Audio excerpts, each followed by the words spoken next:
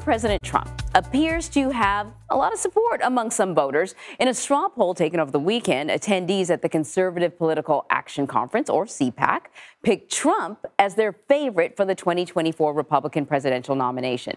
So I want to bring in Robert Costa to break down some of the event, some of what you saw and heard there at the conference. Robert, thanks for joining us this morning. What were your biggest takeaways from this weekend?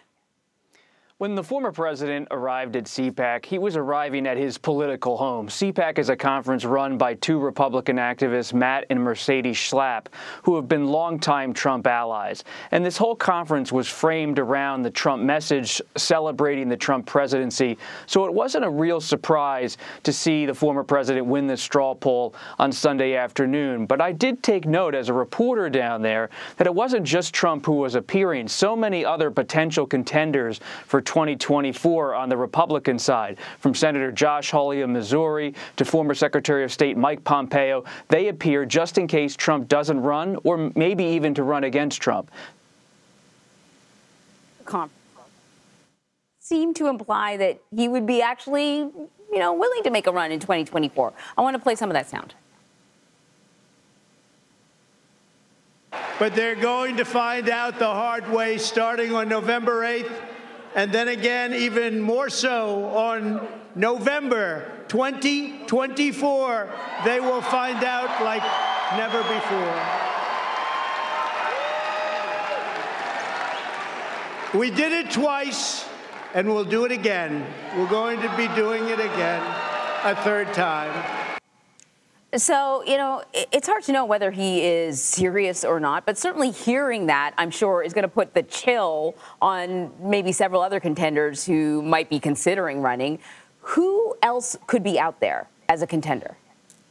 It's a great question, because you do think when you talk to so many Republican operatives at CPAC that they believe the former president is probably going to run, and they do have a little bit of a political chill about their own ambitions in 2024 and their own political horses. But at the same time, you do have them all positioning themselves for a different political dynamic come 2023, 2024. They believe the president's probably going to run. The former president will likely jump in. But if he doesn't, or if he's politically weakened in any way, they want to be positioned as ambitious Republicans to have a decision and maybe a lane to have a candidacy. I want to ask you about something else before we let you go. The chairwoman of the Republican Party issued a statement in rebuke of lawmakers attending a white supremacist conference. One of those lawmakers was Georgia Representative Marjorie Taylor Greene. What was her response to that rebuke, and what was her role at CPAC? I asked the Congresswoman that question just a few days ago at CPAC. Why did you attend a white nationalist conference? And she has been very defensive about her appearance at that conference over the past 48 hours. It's going to be intriguing and important to watch this week how Republican leadership in the House and even in the Senate respond to this Republican lawmaker appearing at such a conference.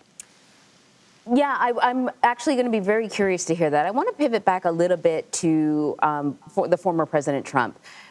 I don't know if you were able to sort of find out, but what the general reaction was, though, to this straw poll within the Republican Party. He continues to sort of have an outsized influence on the party. It certainly seems like that. If he's just kind of playing around with the idea of running, that could have a significant impact on the midterm elections, even before we start talking about the presidential election. Talking to attendee after attendee and some of the Republican officials and lawmakers who are at CPAC, it's evident that on a personal level, they still very much like the former president. They want to support him. They want to rally to his side. At the same time, there's not an embrace of his wholesale message on the 2020 election. They think he's talking too much about his false claim that it was all stolen from him.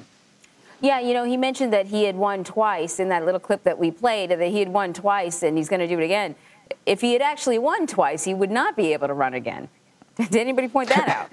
That is true. You cannot run for a third term. They changed that after FDR a long time ago. Yeah. But you see right now the Republican Party, this is still Trump's party. Yeah. They're all just trying to figure out how exactly does it play out.